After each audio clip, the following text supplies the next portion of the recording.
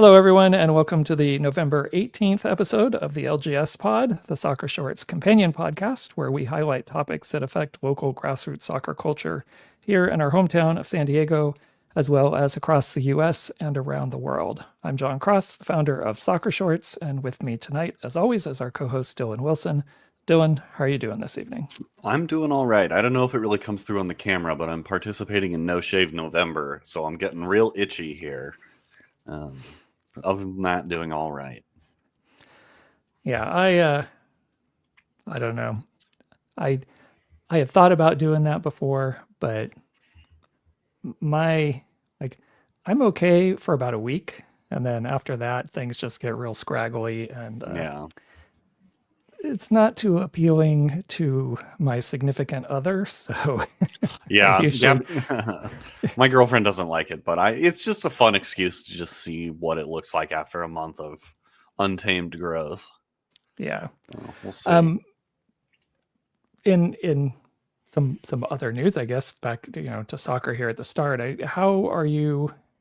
Well, I'll say where I am. I feel like I'm a bit overloaded on soccer right now. We are in a massive stretch, especially this last week, of games and games that have meaning.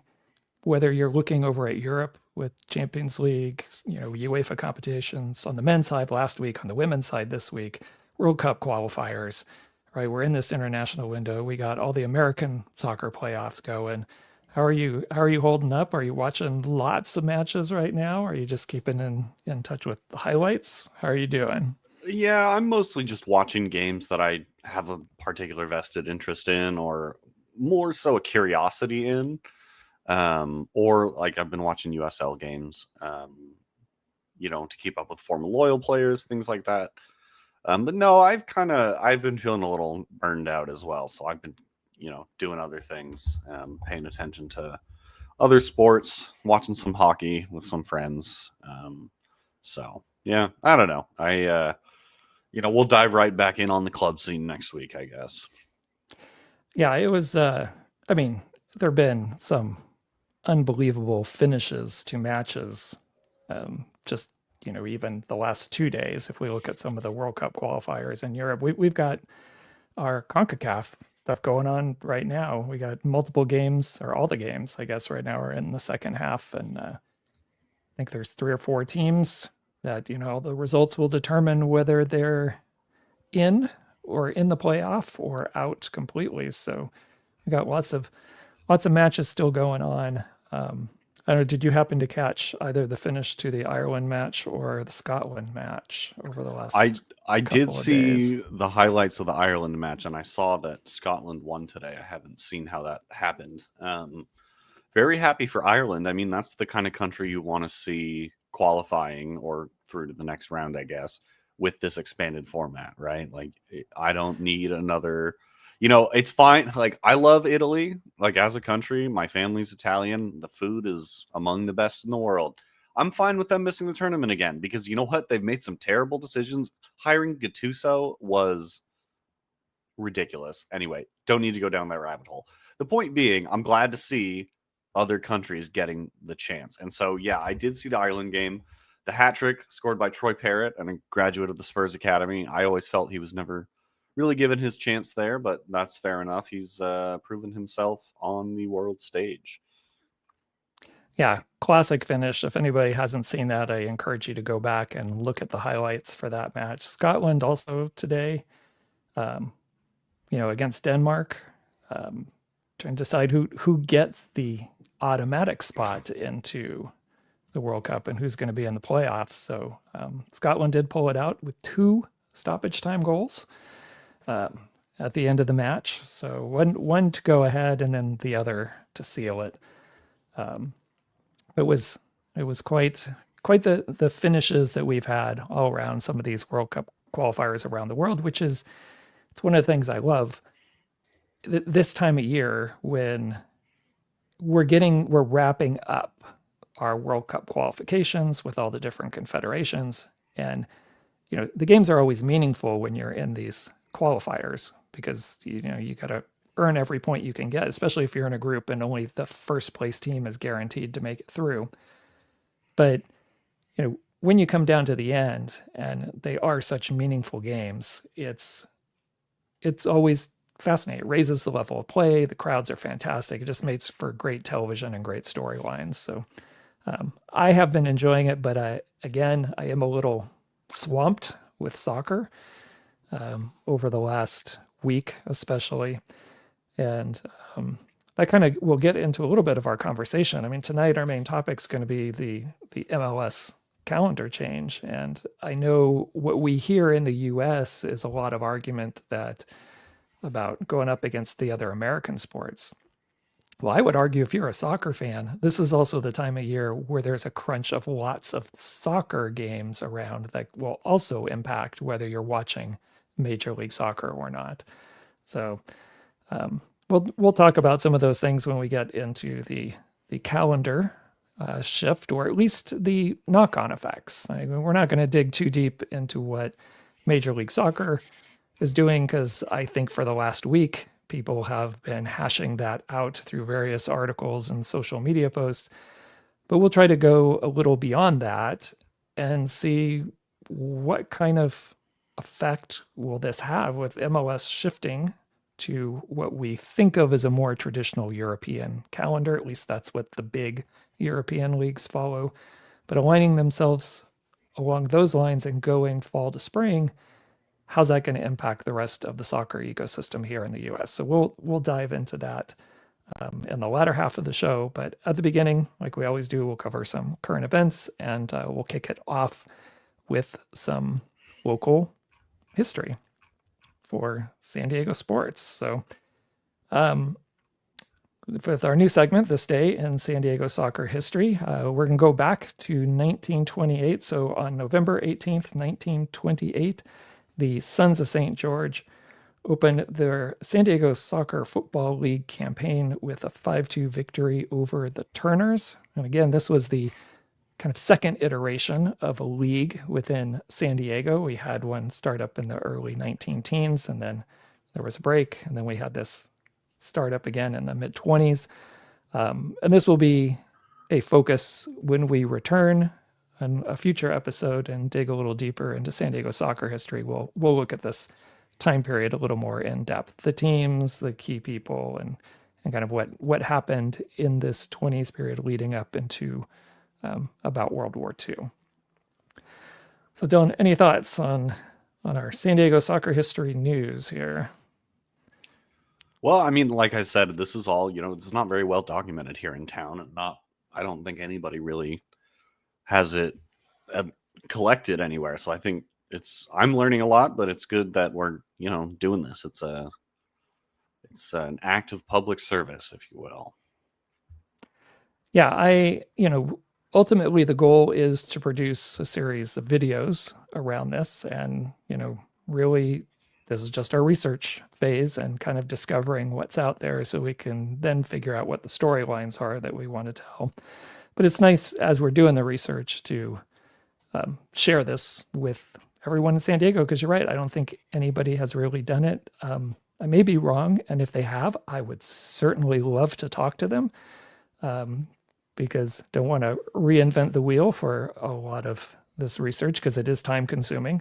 But it's also, enormously, it's fun. It's enjoyable just peeking in, pulling the curtain back a little bit to get into some of our roots of the beautiful game here in our San Diego region. So it's been fun. All right, let's turn our attention to some, World Cup news. It just seems like we're just getting hit all the time with new and not always great news about the World Cup, other than the World Cup qualifying. What happens on the pitch is always entertaining. What's happening behind the scenes, not so much lately, especially. And every time I hear of Gianni Infantino showing up in the Oval Office, I just, know it's going to be cringeworthy. But FIFA did announce their new, I think it's called FIFA Pass, their new visa, putting you up to the front of the queue for visa applications if you have a World Cup ticket. I thought it was very interesting, not only that Infantino is in the Oval Office again, and Trump used it again as um, a moment to threaten, to pull games from cities that are led by Democratic politicians or Democrat politicians. Um, but I also thought it was interesting that Marco Rubio was very clear to state that this does not change the vetting process on whether you can come into the country or not. It just moves you to the front of the line. Like there will still be a thorough investigation on whether you're even going to be allowed to come into the U.S. or not. So, Dylan, give me your thoughts on our continuing saga of the 2026 World Cup. Well, I mean, I don't know. It feels like they're going to find a way to use these World Cup tickets that these people have presumably purchased already as some kind of leverage over them. I don't know how that would pan out, but I'm sure this administration will come up with some ham-fisted way to do that. Yeah, I think, like, honestly, the first place my brain goes is that it's a damning indictment of the U.S. State Department process and, like, visa process and the immigration process writ large that, like, we're what, 9 months before the World Cup, and we're, like, having to issue fucking, like, expeditions for people's visa applications. Like, that means that everybody else is a little bit fucked. Like, I don't know. It's just kind of, you see all these articles about like cities tourism way down, and it's like, well, yeah, if like tourist visas are that fucking backlogged, I can see why. So I don't know. That's really, like, I know that's not even soccer related, but that's really the first place my brain goes. Yeah, certainly. Just again, we say it, I feel, every week, making it extra hard to want to enjoy this World Cup. I love, we just talked about the matches on the field. I love the drama and all the qualification. But I don't know if I'm just going to leave it like, great, you qualified, but I don't know how much I'm going to tune in to the actual World Cup. I still don't know. I feel just gross about the whole thing. We should pirate it. I think that's the ethical move here. You get to watch the games, but nobody makes any money. Yeah, if there was a way. Wink, wink. Yeah, I'll have to look into that. Anyway, on some more positive news, at least positive news in the women's match, I must have missed it somewhere along the way because I was certainly unaware that the new UEFA Women's Europa Cup also kicked off this week, along with the extra Champions League matches. So, first iteration of the Europa Cup. So already, I shouldn't say in just a few years, but with the momentum and the growth of the Champions League on the women's side this year, also offering Europa League, and like on the men's side, whoever wins the Europa League this year is guaranteed a spot in the Champions League for next year. So good incentive for all these teams that are, didn't make the Champions League proper, but have another shot at playing in Europe and getting that extra competition. And we talked about some of this briefly last week, and there's certainly a lot of stories in NWSL about whether they're going to remove the salary cap or their competition with Europe. I think this is one of those things again where, Europe may not be ahead, any particular league may not be ahead of the NWSL as a whole at the moment, but they have caught up quickly. And I think they will be surpassing the NWSL and moving beyond it pretty fast if, unless we have some structural changes here in the US. But anyway, just at least for more people being able to participate at a high level, it's great to see that there is now a women's version of the Europa League over in Europe.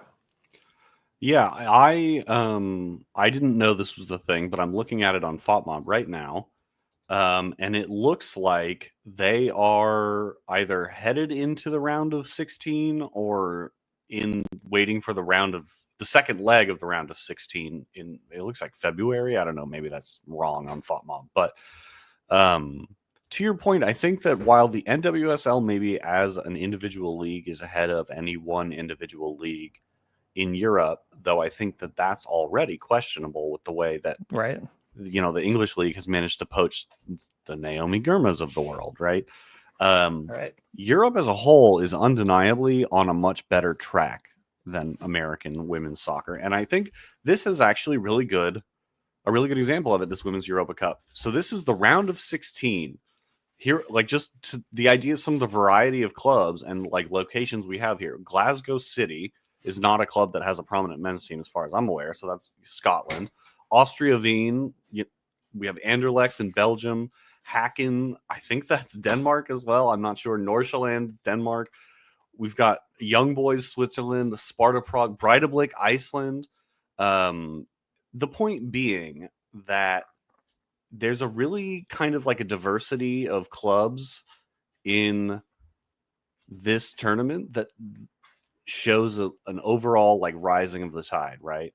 That I don't think you can point to American soccer and say the same thing necessarily.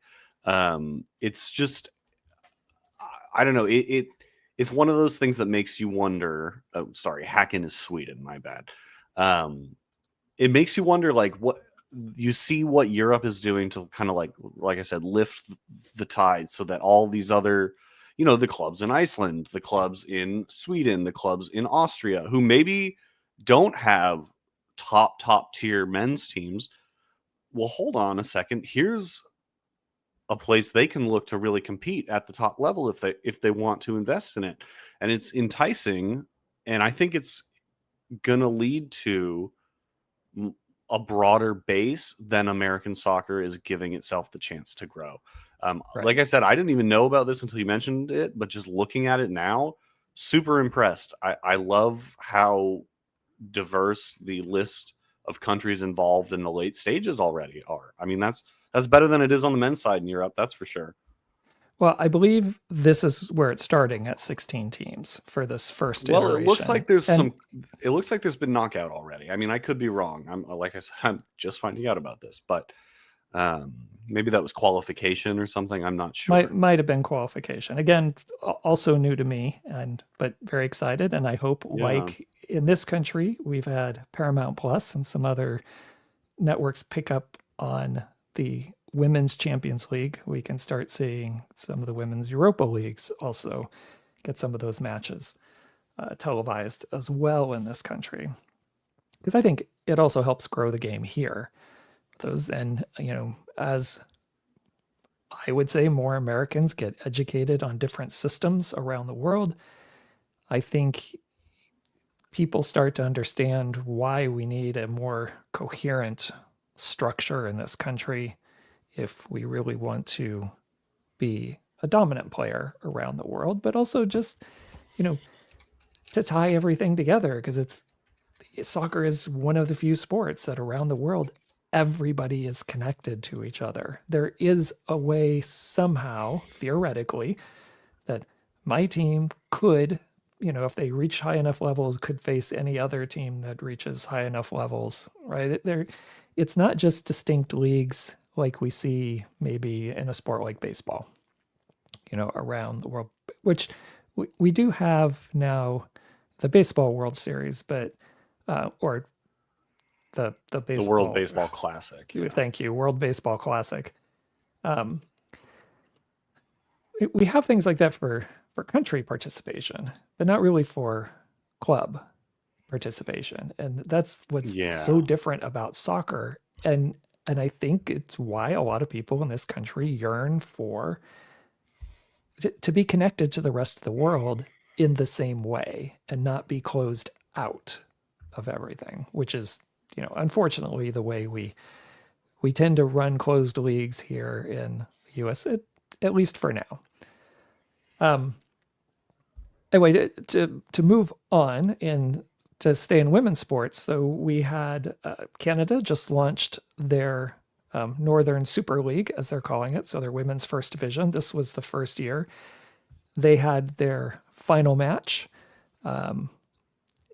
this last weekend, and Vancouver Rise upset Toronto, which was the favored team in there. But Vancouver Rise becomes the first ever Northern Super League champion up in Canada.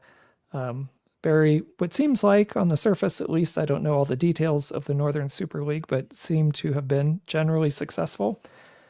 And good that, again, I like what Canada is trying to do in terms of growing their soccer pyramid and taking control of the game, in Canada, rather than trying to be a guest in the US every time they want to play a sport. Yeah, I agree. It does seem like too that Canada has done well to learn from the mistakes that the US has made in constructing, whatever it is you want to call what we have right now. Because they're being very careful and deliberate, and they're not necessarily completely rejecting the way the US built their leagues, but they're refining it, right? Like they're starting with Right. these closed leagues, but they're building them in a very planned and smart way. So yeah, I'm excited to see where that goes. And congrats to Vancouver. That's actually the only city in Canada I've ever been to, but I absolutely loved it.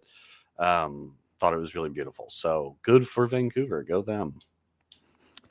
And then moving to lower leagues for us, specifically the League for Clubs is one of our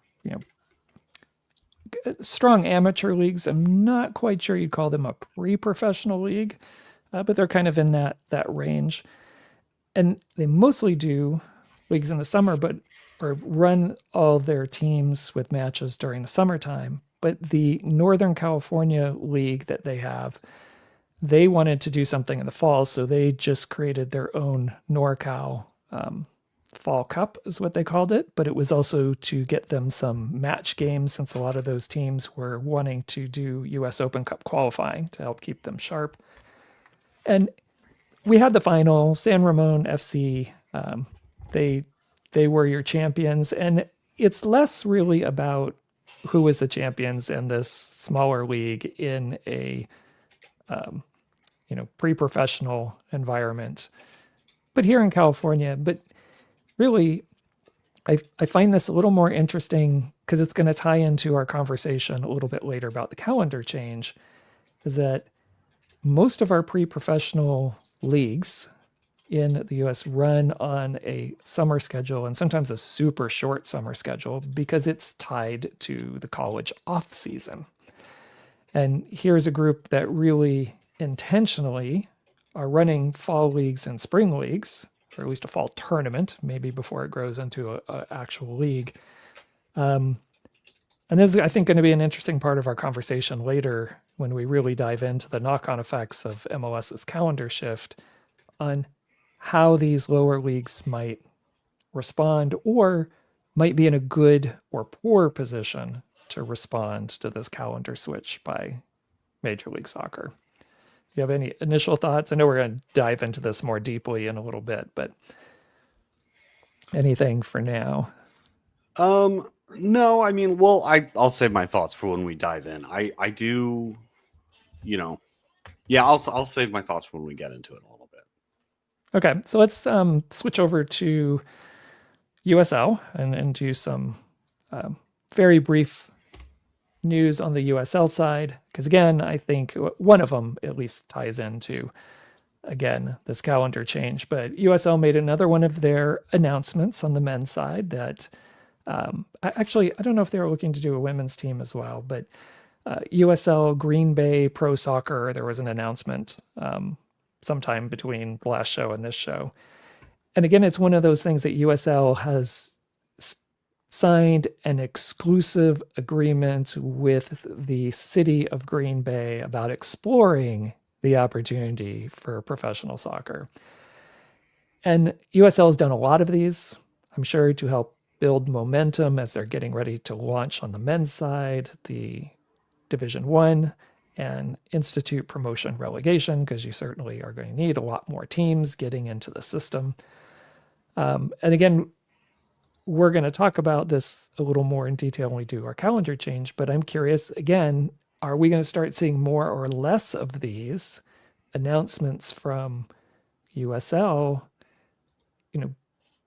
when USL, like, we don't know, are they contemplating a calendar change or not? So I'm just curious how these announcements might change again as one of these potential knock-on effects. But USL is still going. Like they're still putting things out there. We're we have we're expanding, and we have concepts of plans about expanding. So we'll see how all that plays out here over the next couple of years. But any thoughts in general just on these announcements that USL keeps doing about making these exclusive arrangements with cities without really any kind of ownership group baked into any of these conversations, at least that they've announced publicly?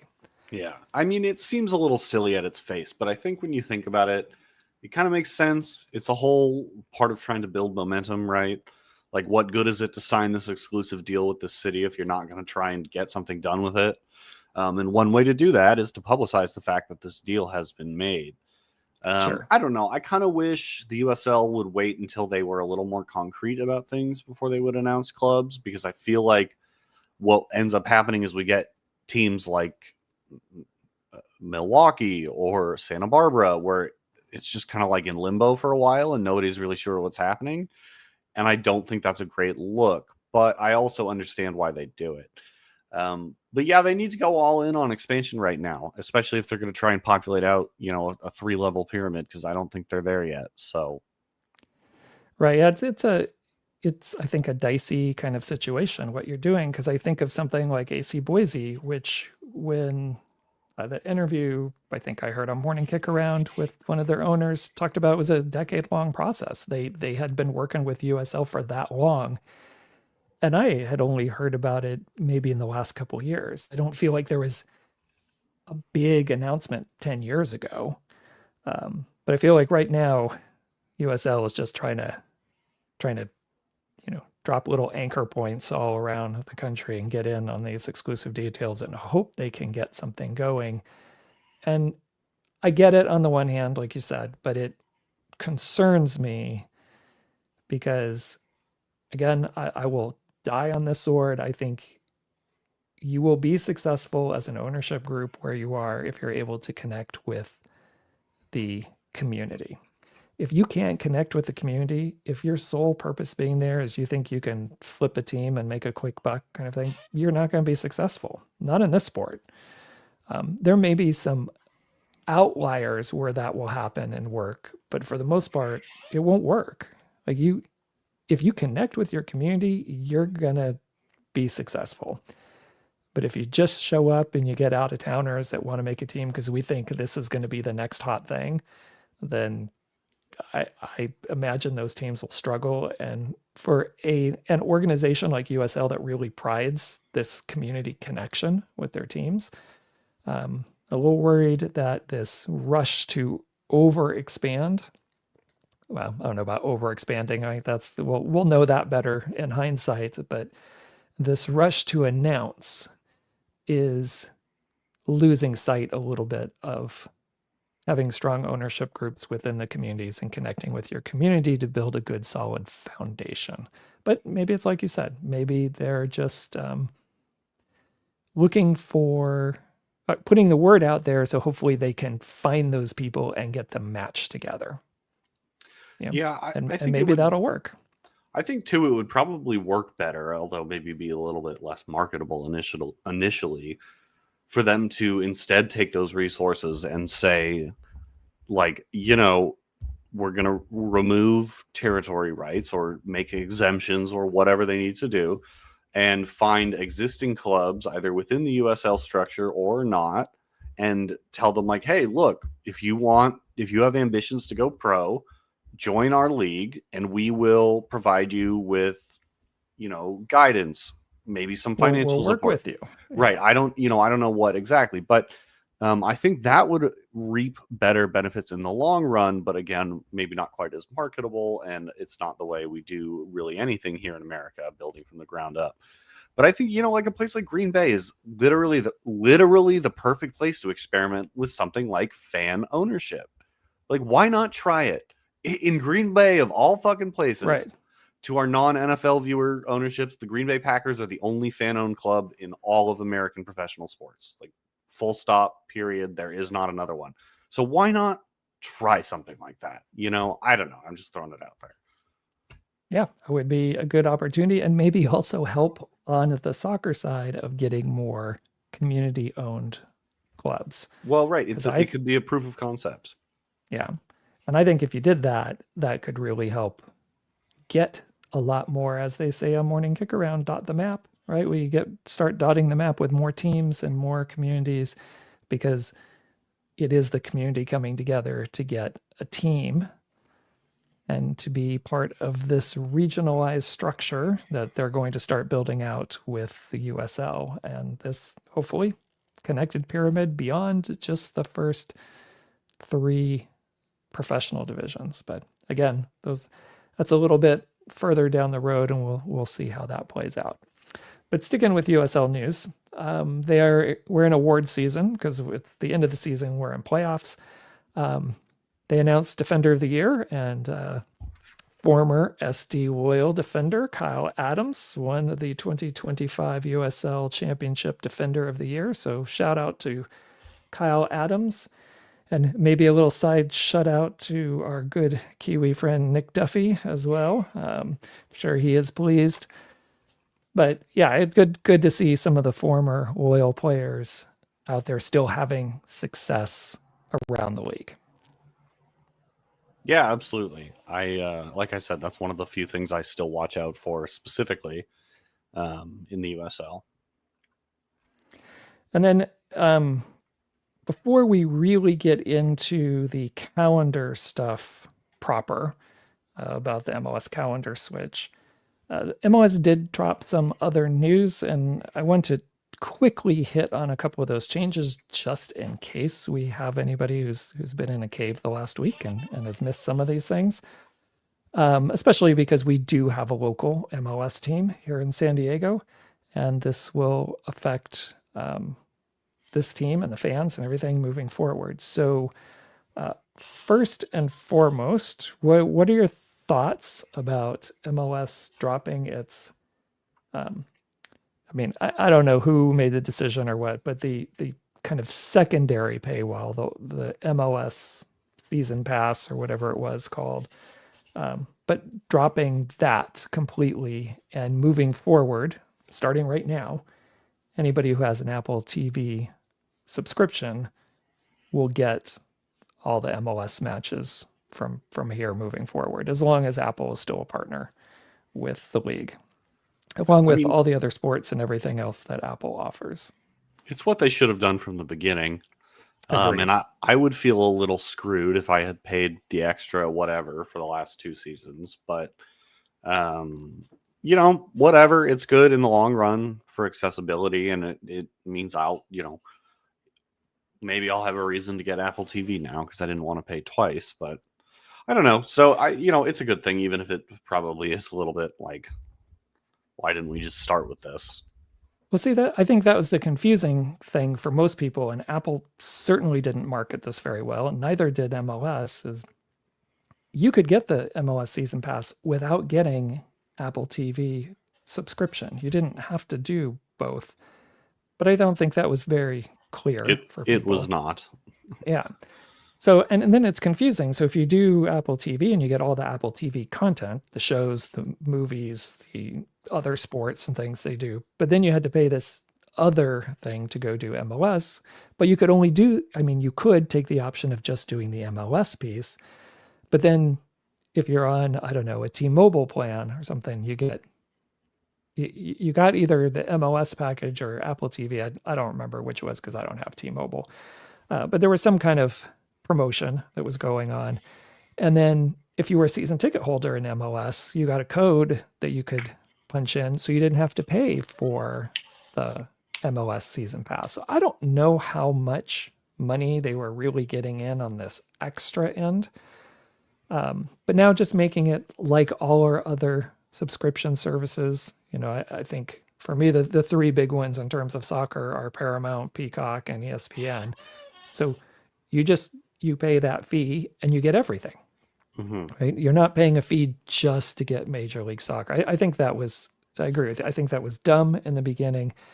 Glad they got rid of it. I think they had to once Apple picked up Formula One, and it was going to be available just to normal subscribers.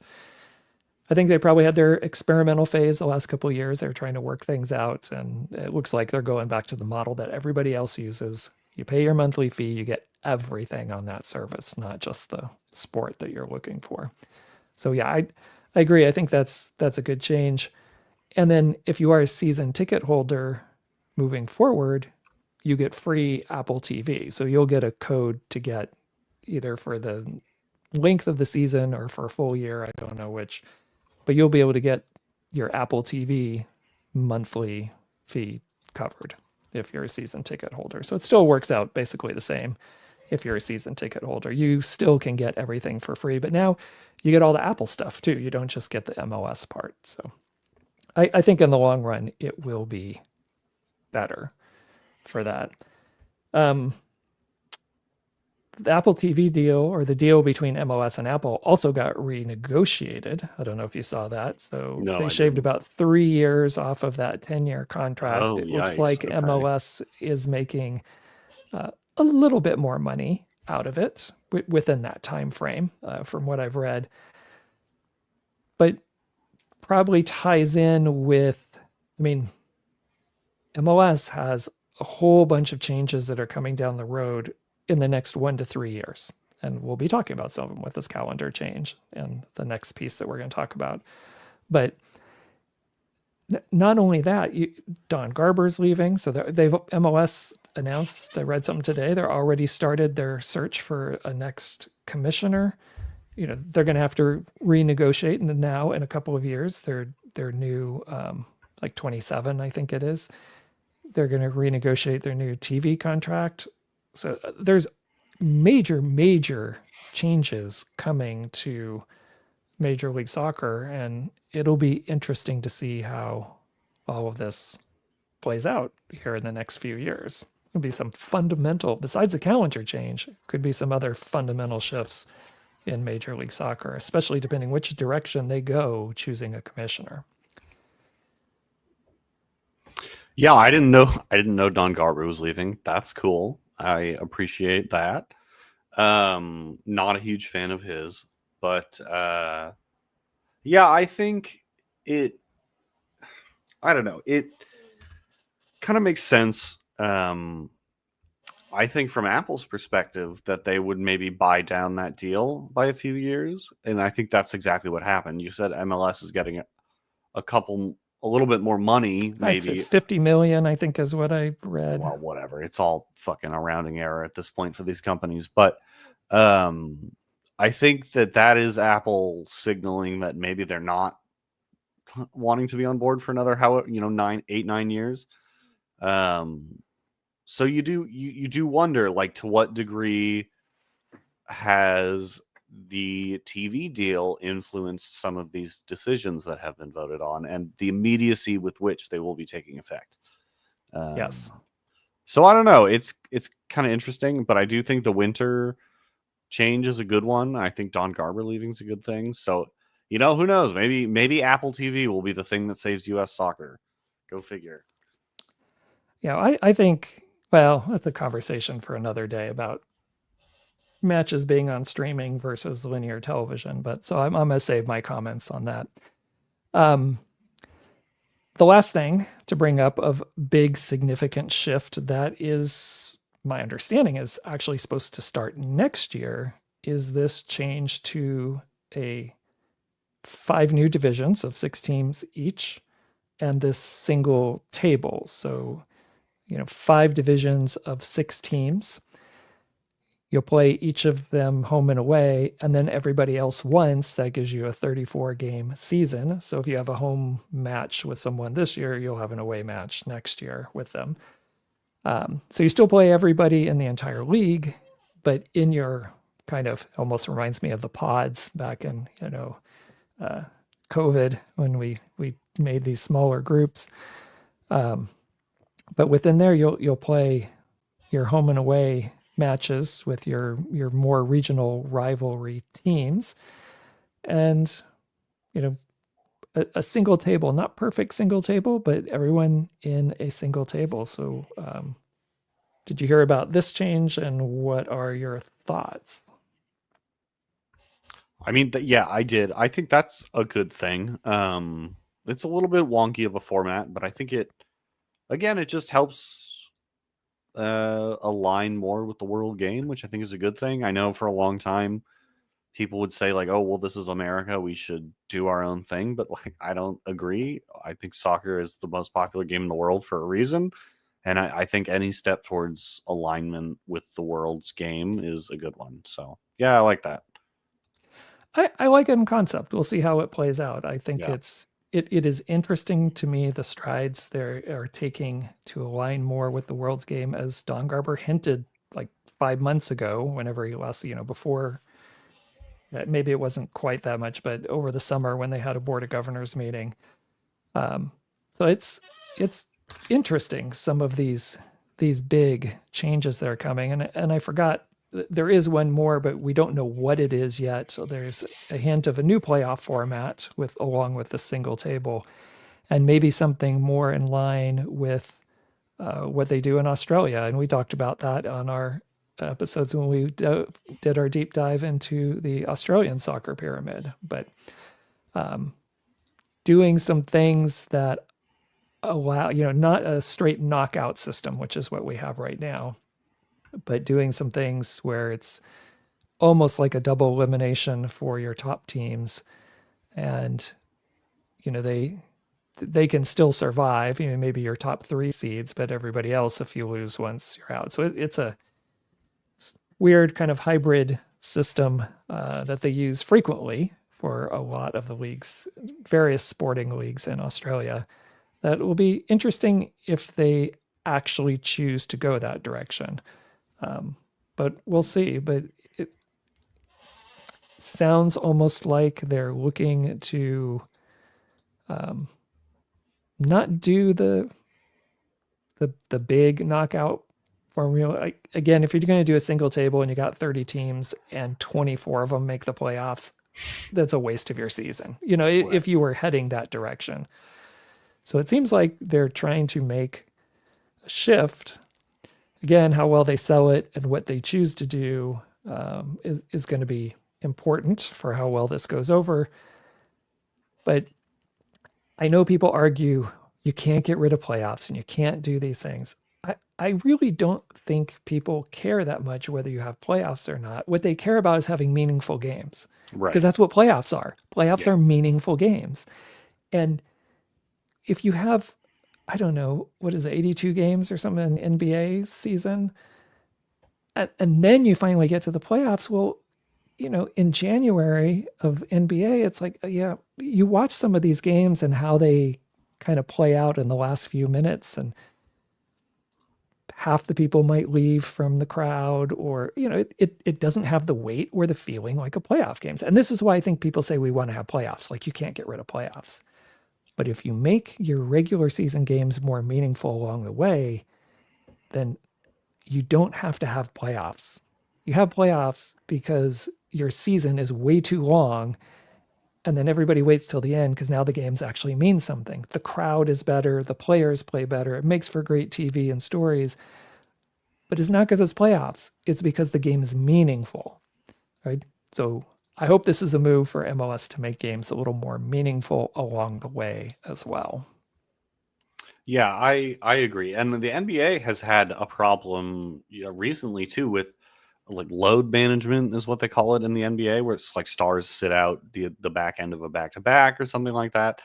And the fans are complaining because they feel they're paying a lot of money, which they are, and they should get to see the superstars, which, to an extent I can empathize, but I also think that that's a little bit like, dance monkey kind of attitude, which I don't love, but I get they're not coming from it, or they're not coming at it from that perspective, I don't think.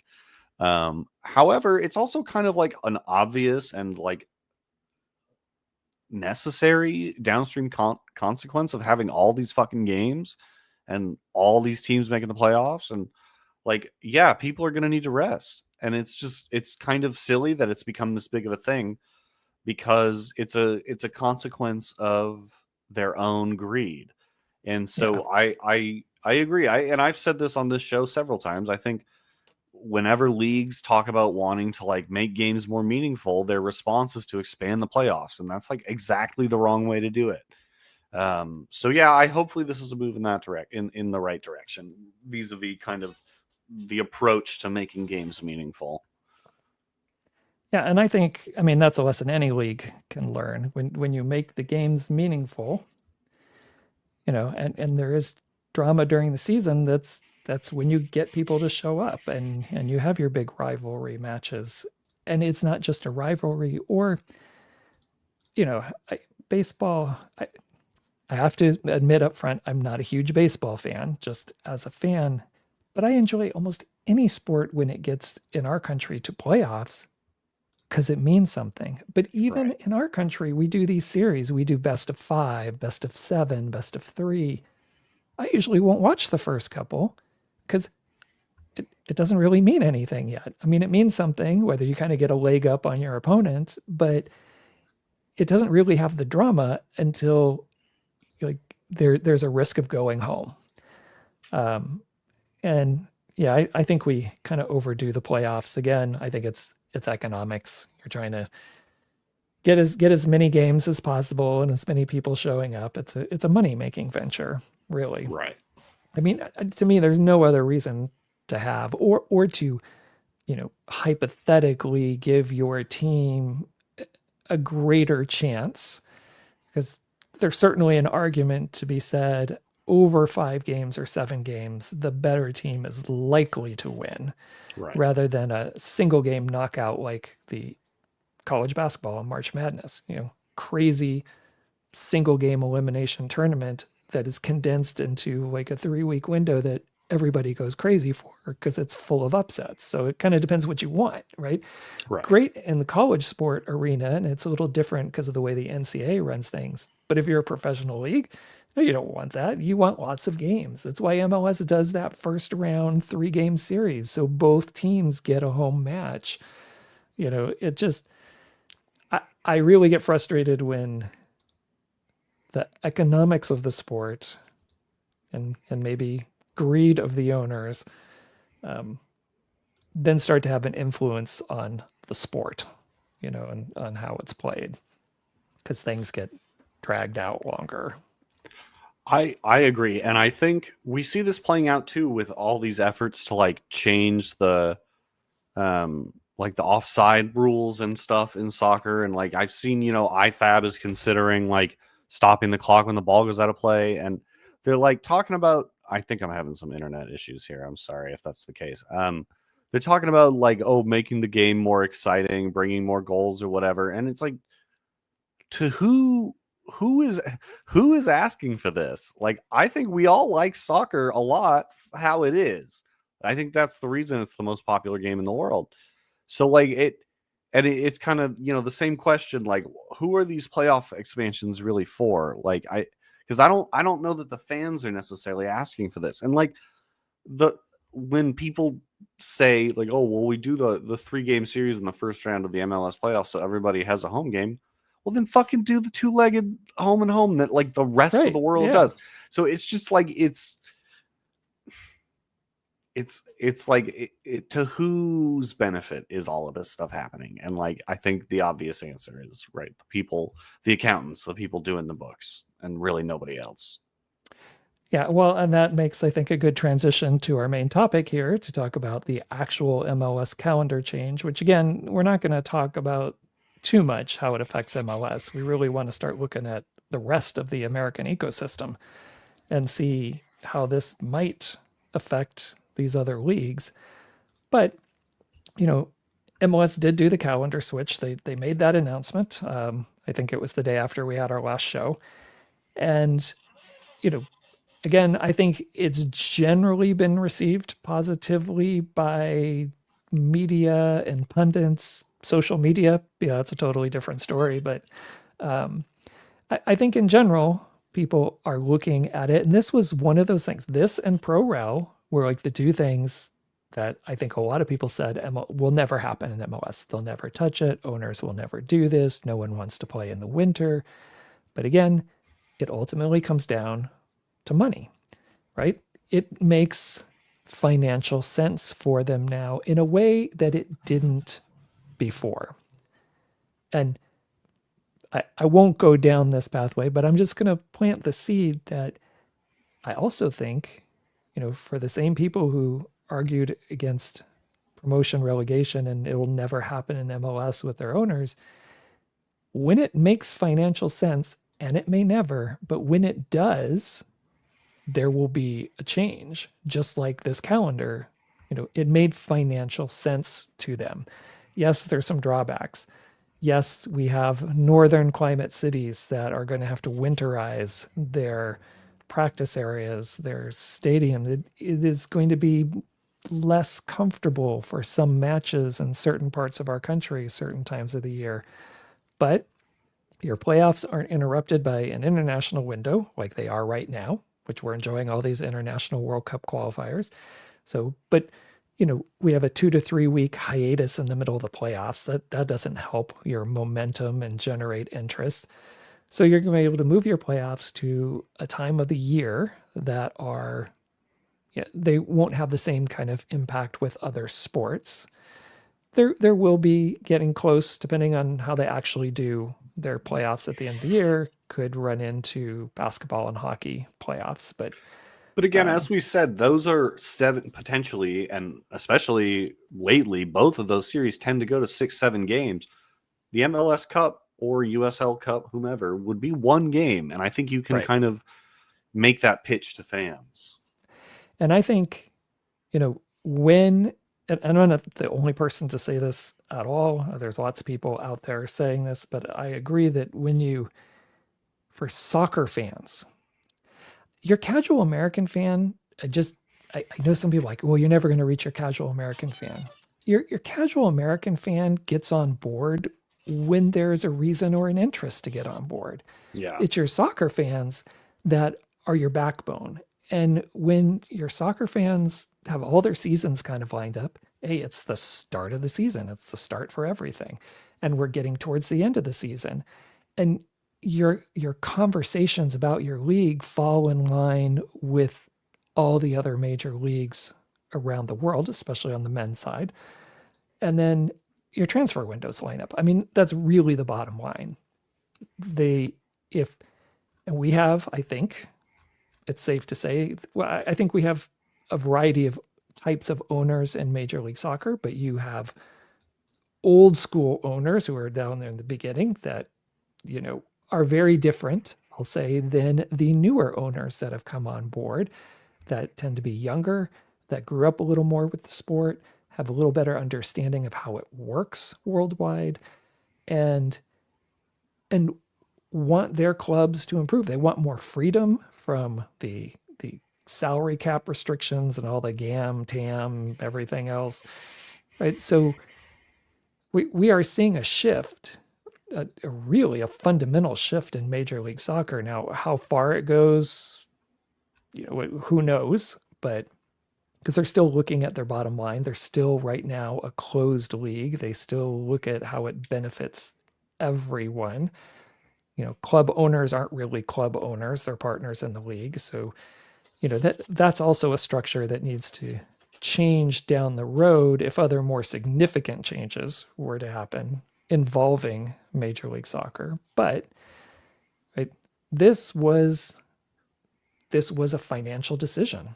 Really, the pros outweighed the cons, and especially in the transfer market, which when you're out of line with most of the, I shouldn't say most of the leagues, that's a little off, but in terms of Europe, when you're out of line with most of the leagues in Europe and you're trying to do transfers, especially American players or players from MLS teams trying to get to Europe, maybe they're not American,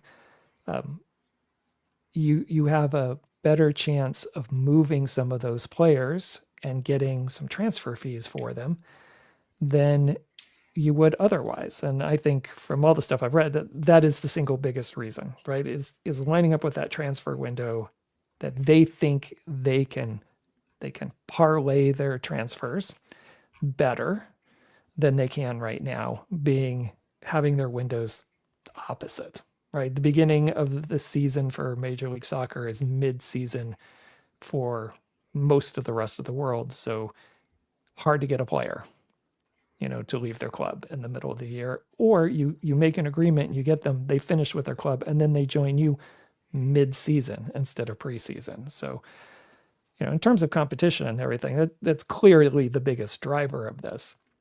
But I'm going to let you jump in with any of your thoughts. But I think ultimately, now that they've made this decision, there's going to be some huge knock-on ramifications for everyone else, and some big decisions other leagues are going to have to now grapple with if they haven't already, and decide which direction they want to go.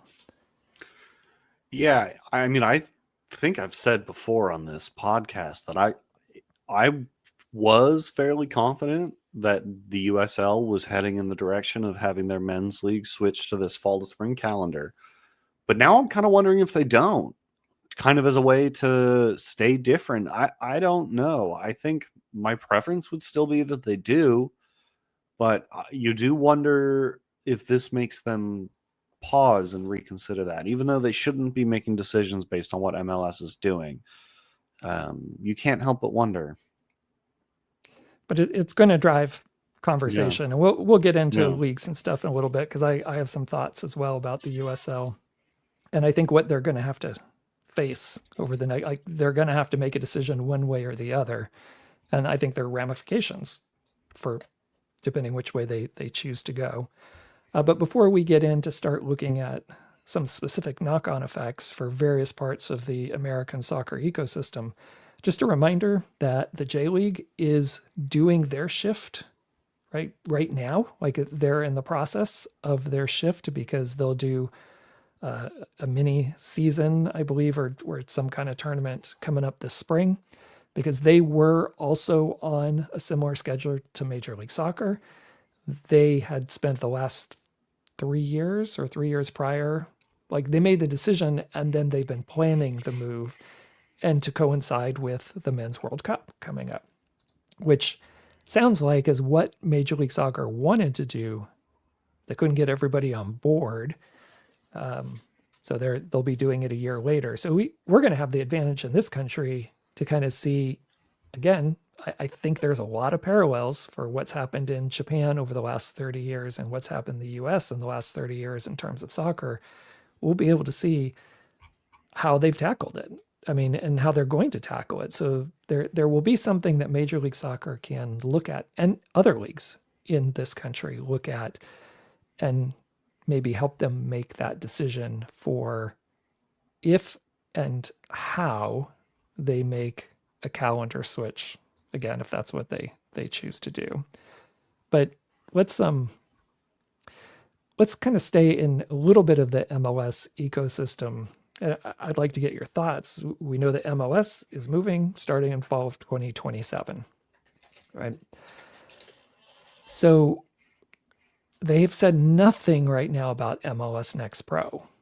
And I've seen people speculate they'll probably keep it the same. The same as it is now, a summer kind of thing. Go opposite the Major League Soccer, or they shift it. What are your thoughts? I don't know. It would kind of make sense for them to just leave it as is, especially considering it's more geared towards development anyway. I think running during the summer makes a lot more sense. And then they can promote that when the regular, the top league is out of season. I think that would help get eyes on these younger teams and maybe help these, like U23 teams masquerading as independent clubs, like actually gain some legitimacy as an independent club. And selfishly too, I think I would like to see them keep MLS Next Pro on the current schedule, because that would make it much less likely they implement some sort of fake promotion and relegation structure there. Yeah, I think, I mean, I will say, just in general, I I would be on the other end. I would say I think if the main reason, well, I guess it depends what MLS Next Pro real goal is. If its original goal of being the basically reserve squads for the MLS teams, I think if you're going to pull players up and down, you need to have them aligned to your calendar. Otherwise, it's going to make it that much more difficult to do that if they're in a different phase of their season or in the off season and you need them. So to me, that would be the biggest driver for them to shift. Yeah, that makes sense. But well, but again, I mean, maybe they will ultimately shift, but maybe they'll be a few years further down the road because you do have independent teams. And I'm really curious to what those independent teams feel about this calendar change or if MLS Next Pro changes. So, I mean, we don't know. Nothing's been said specifically about MLS Next Pro. And the other thing is right now, there isn't an agreement with the Players Association. The MLS Players Association have not agreed to this. My gut feeling is they would be in favor of this, especially because of the transfer portion of this. They have better opportunities now to move on to Europe as a possible destination, but also just I think they have more options as players if they ever wanted to move on, especially from MLS, if they are aligned to more of the world's calendars, especially for destination places. They could be the wrench in this, right?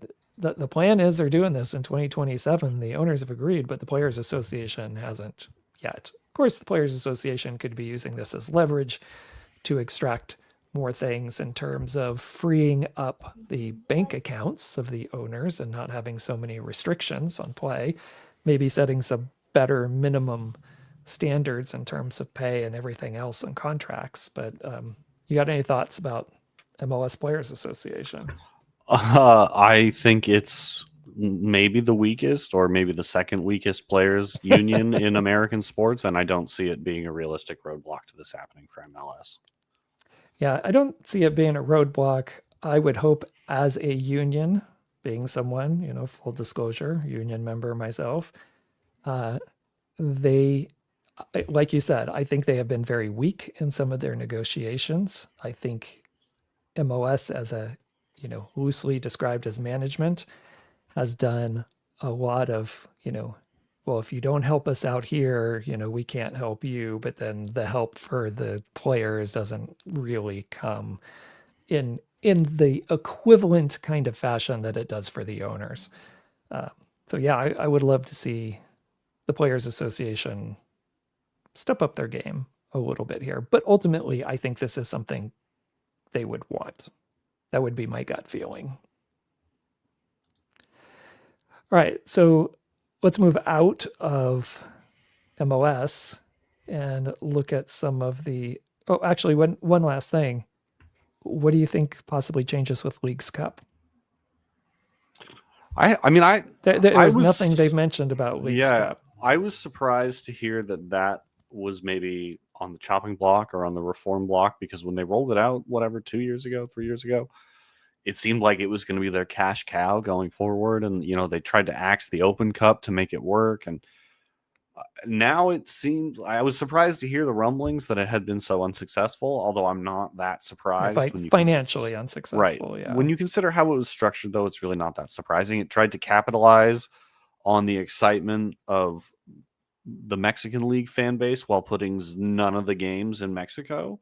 And so I think like that was kind of always a bit of a head scratcher. But yeah, I mean, I don't know. I would love to see them just quietly like pretend it never happened, to be honest. Just move on, have teams compete in the Open Cup again, and we can all just forget that bad chapter in American soccer. But I don't know. They're probably going to try to revamp it some way.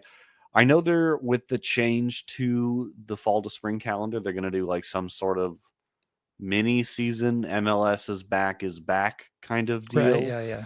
14 game season. Yeah, you wonder if maybe they'll try and rework the Leagues Cup when that happens and then use whatever that is going forward. I would love if they treated it like the English Football League Cup. Like do a Leagues Cup. The way the USL has. If I'm gonna like it when USL does that, I can't not like it if MLS does it. I think that would be a better way to do this. If they want to invite Mexican teams, like okay, sure, but do it more like the actual League Cup format, not this kind of whatever. I would love to see a traditional League Cup format Yeah. for Major League Soccer. It gives another trophy. It's another interesting game. It's kind of redundant with the playoffs, though, isn't it? Well, that's why I think you really need to slim down the playoffs. Like you just that, can't. or they need to open it to next pro teams, which I don't know that they would do because there's a whole cross pollination in the squads there. So yeah, don't know. All right, so let's look at knock-on effects for the Open Cup. Does like the Open Cup has over the last 30 years catered to MLS and MLS's wants and needs? And even though, especially lately, MLS has dicked around US soccer in terms of the Open Cup, but it really has shifted its format and changed to really accommodate what happens in Major League Soccer. So, and maybe we can't answer this question until we know what the other leagues are doing, but does the Open Cup still cater to Major League Soccer, especially in our current environment with Major League Soccer not having all its teams in there? Or does the Open Cup just decide to do its own thing and maybe keep its same schedule here, which also would be difficult if all of USL switches over to this calendar, right? Yeah, right. This is why, there's so many pieces here. I don't know. I think the Open Cup adapts to, my personal feeling is the Open Cup adapts to the majority of the people who participate in the Open Cup. It has to in some way. But this fundamental shift, because soccer in this country, since we kind of went to play during the summer, that has shaped everything. Everything now, all the leagues are over the summer. Very few. I shouldn't say all. We do have leagues right now that are playing a more traditional fall to spring calendar, but certainly not on the professional level. And that was dictated by stadiums, really. Mm-hmm. Right. I mean, which we've talked about. Right. That was the original need for going on a summer calendar. And now MLS, they own most of their own stadia. So it's easier for them to make this shift. They're not tenants somewhere else, except for teams like San Diego FC, where we are. They are a tenant. So that also, is going to be different whether you own your facility or you are a tenant in someone else's facility. And we have way more tenants once you get out of Major League Soccer. Right? They are tenants in someone else's facility. Right. So that is certainly going to have an impact in people's final decision on whether they switch calendars. Yeah, I don't know how this will affect the Open Cup. That's a good question, especially because I think the April-May time is like the most entertaining, exciting parts of the Open Cup, or at least like the February to kind of like April-May window there when you have all the amateur teams involved. So that is kind of an interesting question, and I do think it wouldn't be so totally simple for the Open Cup to switch calendar because, a lot of these clubs who are not professional clubs are kind of geared into this cycle now where they're building for this tournament. Although at the same time, clubs are playing in their qualifying tournaments right now, so you figure they're kind of geared up anyway. So I don't know. From an Open Cup's perspective, I think it's kind of an interesting question. What I personally would like to see happen, though, is the U.S. Soccer Federation take this opportunity to put the Open Cup more in alignment, with the World Game. And I do think the fall to spring calendar would make more sense, especially if the USL is going to move in that direction anyway. We can kind of get the English sort of thing going on where you have weekends, consecutive weekends, like the final weekend of the Premier League, the FA Cup final, and then summer break. I think that could be good. And I also think, now I don't know if this would happen, but I would like to see the U.S. Soccer Federation maybe use that move to strong arm MLS into more consistent and real participation in the Open Cup. Say, something to the effect of like, we will move this tournament to realign with your new calendar, but you have to commit all your teams to playing every year. Like, it's that simple. And I don't know if that's leverage enough to make MLS do that, although it is because it's the U.S. Soccer Federation. They're the ones in charge here, but whatever. I digress. I would like to see them try to do something like that because I think ultimately the fall to spring kind of makes more sense for the Open Cup anyway. So I don't know.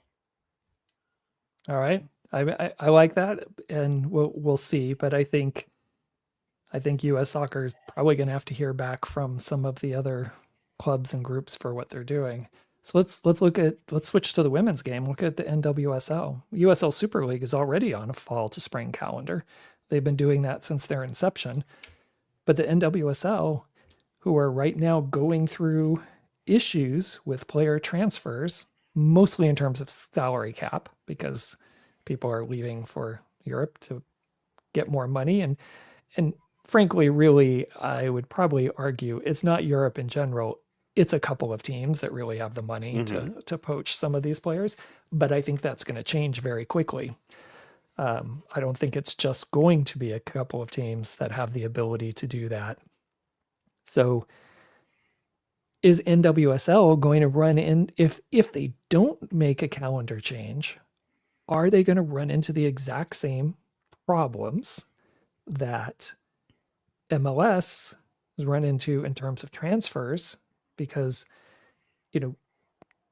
maybe it's not the same game on the women's side as the men's side right now economically, but we know how it's worked on the men's side. We know it ends up being an issue. Even if it's not an issue right now, it's probably going to be an issue in the future. So does NWSL look to make a calendar change? And they have a Women's World Cup coming up, at the same window of time that the men on the MLS is looking to switch. So does NWSL use the same time period and switch their calendar as well? I think it would make a lot of sense for them to do so. I mean, even just on the idea of transfers, like you said, I mean, that was like the primary stated reason for USL Super League going on the fall to spring calendar was because they understand their place in the world pyramid. I know not how we usually talk about pyramids, but the world kind of game, they understand their place in it, which is the best players are going to leave because that's, this is not the hotbed of soccer in the world, and that's okay. It may be someday, but it isn't now, and that's okay. And I think that the NWSL, like more so than than the MLS, like does not accept that, and that's fair enough because I think you could still make the argument that the NWSL is the strongest women's league in the world, though I think it's not as cut and dry as a lot of NWSL fans would make it out to be. Having been to a Women's Super League game in England in person, the level of play was very impressive. So whatever. But that was also Chelsea, which is one of the clubs, as you said, who Right. do actually invest the money. So, whatever. Take that with a grain of salt if you must. But I do think for players who want to, view the sky as the limit, being on the calendar of the rest of the world does facilitate a more ease of movement. So I think it would make a lot of sense from the player's standpoint to switch. I think it would make a lot of sense from the league standpoint to switch. Both because, like I said, I think the U.S. Soccer Federation needs to start flexing their muscle a little bit and making these leagues like do things that are beneficial to U.S. soccer and not just their own bottom line. But whatever, that's another conversation. And like you said, with the Women's World Cup, it's a good opportunity to switch, and then you avoid having that insane part of the NWSL league play every 4 years where like just Right. nobody gives a shit because the Women's World Cup is going on and all the best players are not on their club team. So like it's almost like why are we even doing this? Yeah. That all said, and I've I've said this pretty much every time we talk NWSL on the show. They do not strike me as a well-run organization. And I think No. What is likely to happen is they view all this momentum in the direction towards the fall spring calendar and say, this is a chance to be different and not change. And like, In the US. Yeah. right, different in the US, right. And I, while I can understand that logic, I think that would be a bad decision in the long run, even though I think it's probably what they will do. I I agree with everything you said there at the end. I can totally see them saying, "Hey, this gives us a window when the men aren't ever playing, and we really own the summer then." But I think if they choose to go that direction within a decade, they're going to be facing the same economic hardships in the transfer market that the men saw. And I And I, think, well, and go I ahead. want to say too, before we get too far from the point you made, I think too that the idea that like playing when the men's leagues are not playing is somehow going to be a boon to like ML or NWSL viewership and attendance, like fundamentally misunderstands the people who are watching NWSL. Primarily, I'm not saying it won't Yeah. help like at all. Obviously, there's going to be some overlap, but I think it like very fundamentally misunderstands their primary fan base. Yeah. I think they do misread their fan base a Yes, lot. They agreed. think they're just getting I see being old enough to be around when we didn't have MLS and we moved to MLS. I see the same, I'll call them mistakes that NWSL is making. This like, oh, like we're forging a path here and it's kind of being successful, but we're not looking down the road for, you know, potential problems if we keep going down this route, or what will be a better long-term play. And I have to say, one of the single most frustrating things for me is Major League Soccer. You know, it's taken them 30 years to get to a point they could have been in year one. Like they Right. could have. Now, the stadium issue was certainly a thing, and trying to get it going. And I understand a lot of the perception and economics and things that were going on in, you know, between 94 and 96 when they launched. But even within a few years, there could have been a shift or a plan to make some kind of shift. And they are, you know, they keep getting closer and closer in line with the world's game, which is fantastic. I love it. I wish all of US soccer would get more and more in line with the rest of the world's game. But the fact that it's just taken so long, and, you know, different decisions being made at different times, I think as our entire soccer ecosystem could be much further along in overall development on the men's and the women's side if we had made some of these decisions earlier, or at least planned for them and not have it be a reactionary, because that's what it feels like to me. This is a reactionary change. We don't like the economics of what's happening now. We think it'll be better this way. So now we're going to change. A decade ago, it was, we're never going to change. We're never even entertaining the change. This is how we do it here. We play during the summer. You know, and I think those were, if they were honest comments at the time, they were very naive comments. All Yeah, right, I agree. let's move on because I want to get to a couple last things here before we wrap up. One is um, before we get to pre-professional and look very briefly at those, how it might affect those leagues.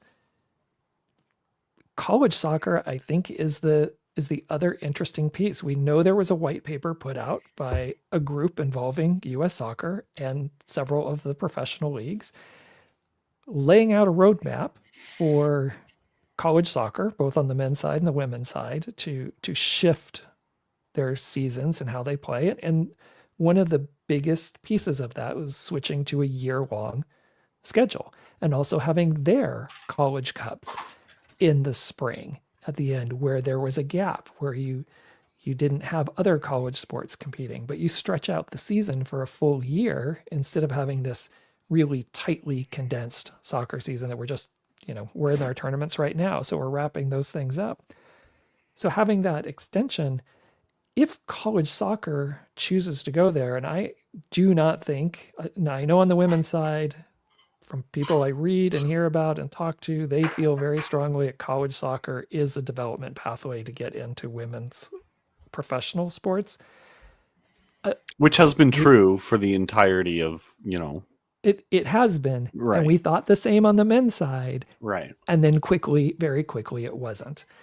And as soon as those avenues open up for good female players to be able to get better training and get paid earlier on, you will start seeing more and more of them forego the route to college as then the springboard to professional soccer. I mean, college has its place and Yes. college sports have their place, and getting a degree is vitally important. I think everyone who can should get a college degree. That's my educator in me. But, you know, if you are that good to, get drafted, or we don't do a draft anymore, but, to come out of high school and possibly be playing with these professional teams, and we have others that are close to being that way, we're starting to see more players play a year or two in college and then move on to professional. Even on the women's side, college soccer is not going to be the developing ground. It will be a piece of our ecosystem, but it's not going to be the developing ground. And if soccer also goes to a year-long schedule, that is going to have ripple effects on our entire pre-professional ecosystem on both the men's and the women's side, because they are specifically designed around the college off season. Like, Yeah. And I have to say too that as the options increase, the options for somebody like you said, fresh out of high school, very talented, has a future, wants to make a living out of this. As the options have increased due to a myriad of societal factors, the value of an American college degree has gone down. And so like it's almost like dual incentives for people to look to other options. And to make another analogy to the NBA, you are seeing more and more of the most talented kids coming out of high school in basketball because they stopped letting, there was a period where they let people get drafted straight out of high school. That's where you got your LeBron Jameses from, right? That's not allowed anymore. So you see a lot of one and done in college, but you're more and more seeing 18-year-olds go and play in Europe for a year or, wherever, mostly Europe, because they get to experience that professional environment. It's the same kind of one and done aspect that college is, but they're getting paid for it. And it is, a more professional environment than a college team is, which you could argue is better preparation. And I think we need to see that in soccer too, if we really want to realize this kind of full development pathway. Because we talked about this when we were talking about women's soccer, I don't know, last week or a couple weeks ago, where a lot of it falls down is like, what are the people who are like very good but not elite? What do? They don't have anywhere to go currently. So you need somewhere for them to play. And maybe they'll be a Jamie Vardy late bloomer, right? But they need a place right. to ply their trade. And so, it's that missing middle, to borrow a phrase from Housing Discourse. Yeah, and I think most of our pre-professional leagues, they must be having some serious conversations right now, or maybe they're just turning a blind eye, like we're just going to keep doing what we're doing until we need to change. But I would say two leagues in particular are probably best positioned to take advantage of this calendar shift, and that's the UPSL. They already run fall and spring seasons, but it's optional, right? Right. Teams can choose, and there's a lot of teams that will choose to play in the spring that may not play in the fall. So the fall is not, as heavily, I was going to say attended, not really the right word, but you have quite as many teams as you do in the spring.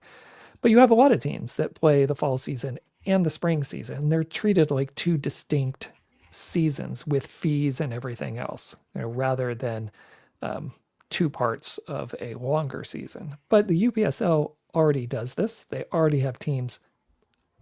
I don't know about every single state in the country, but a vast majority of the continental United States. So they're in a very good position. And regionally, the APSL over on the East Coast, they also run year-round fall to spring calendar. In fact, I saw a social media post that they did welcoming MLS to, getting on the proper calendar. Like if they need any tips on how to do cold weather games in these months. But they do. They have teams all around the Atlantic states, and they run a fall spring calendar, multiple divisions, promotion, relegation, feeder leagues, right? So it can be done even at the lowest levels, but it really is like I think there's going to be a fundamental shift in our adult amateur and our pre-professional, depending how the other leagues shape out. And that kind of takes us to the USL, right? Which encompasses everything. You got men's and you got women's. You've got professional and you've got pre-professional. And I think also the way the USL goes will also help dictate that. If the USL also goes fall, spring, then I think everything goes fall, spring. Like it's done at that point. I don't know that the USL does it. I think they should. I think if they truly want to do promotion, relegation, and they want to have a Division One league, a really true competitive Division One league, I think they also need to do this. I feel like there's been conversations we hear snippets of possibly switching their calendar. But I think that's the next big one. Does USL shift basically at the same time that MLS does? Do they also take advantage of that and get in line with what they're doing with the Super League? I could see them doing it for Championship and League One and Premier, but I don't know what happens to USL2 and the USLW because they rely so much on college students, on the college off season. But if the college off season doesn't exist anymore because now college plays year round, you need a whole different model at the pre-professional level. I think USL will help drive a lot of what everybody else does, one way or the other, depending what they choose to do. Yeah, I agree. It'll be interesting to see how it plays out. I think a lot of people have had, a lot of leagues have kind of viewed the 2026 World Cup as like, oh, this is a great time to like make some big changes, capture the energy, but it's here right. And it's going to be a shit show. So you've run out of time now. You got to put these plans into action at this point. And, maybe the USL has also been considering this, and there's not as many teams in the USL, even on the championship side, that own their stadium. Most of them are tenants. We have a lot of new clubs coming in that are building their own stadia. So maybe they will be ready to make this switch, and maybe they're planning for it. Maybe they're going to be a year or two behind. But I also think for USL, especially in terms of transfers, because they've already done, I think, a great job with some of the younger players and getting them moved on to Europe. We see some big transfer fees go through that. And USL has an advantage in the way they do things compared to, I think, Major League Soccer and their structure with academy systems. But I think if USL can switch their calendar and capitalize on that, then, and do promotion relegation, I think that will really help them. But I don't know. I don't know what they're planning on doing. And maybe a lot of other people are waiting to see, if they can make the switch or not. Yeah, like I said, I think, if you'd asked me a week ago, I'd have said they definitely will, and now I'm not so sure. So we'll see. Yeah, I hope they do. I really think it would be in their best long-term interest. Short term, I think it's going to be a challenge for them. So, yeah, we'll see. All right, and then I guess my last thing I'm just going to close with before we wrap up the show is I was not really sure until the last, 6 months I'd ever see the time, possibly in my lifetime that MLS would do a calendar change. I thought the Board of Governors seemed just so head set on doing their own thing no matter what. We'll play soccer, we'll have our entertainment thing, we have our single entity, we're doing it our way. But this shift, and the shift, frankly, I started to see when I was involved with the supporter stuff for SDFC, because I was able to have conversations with some different people as well, and starting to see some of that shift and where we've come just in the last couple of years, like publicly in terms of Major League Soccer. I have never been at a point, other than when MLS started, that I thought promotion and relegation could actually be a possibility in Major League Soccer, as opposed to it would probably always have to happen outside of Major League Soccer. But this is a seismic shift that they're doing. And if they do the stuff they're talking about in terms of modifying the salary structure, the teams, getting rid of some of these restrictions, and changing the way they're doing their cap structure, those are some big fundamental shifts as well. And again, ultimately, if they see it as overall beneficial in terms of economic sense,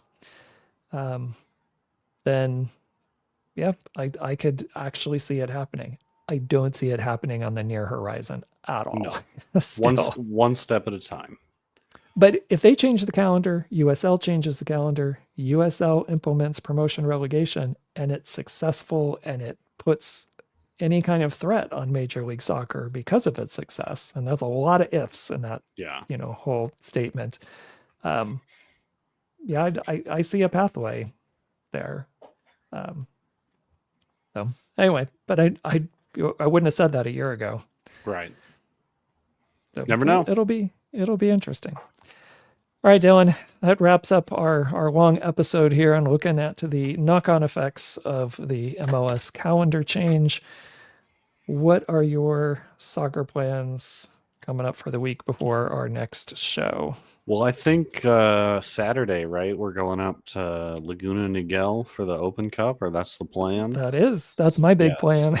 Yes. So I'm actually going up to Orange County again tomorrow. Yes, tomorrow.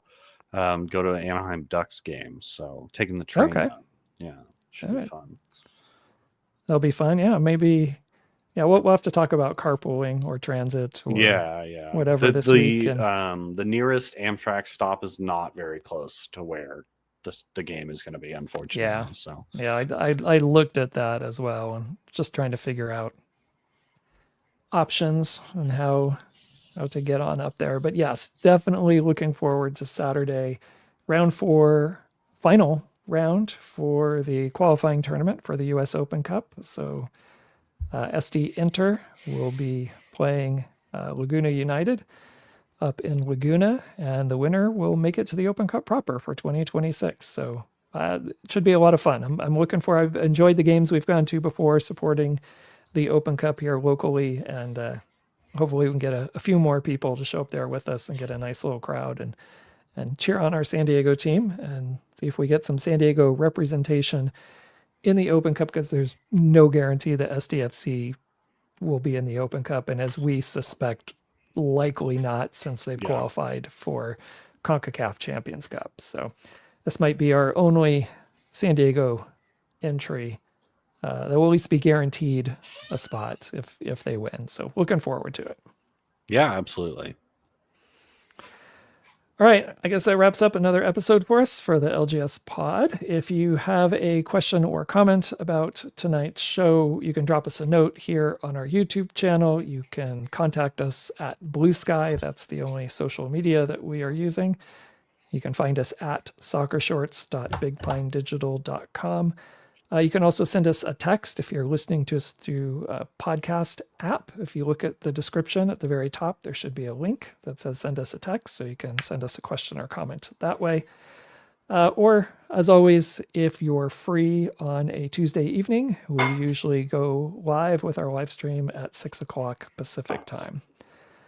All right, Dylan, any final comments before we head on out of here? Yeah, just one from European qualifying we didn't get to earlier today.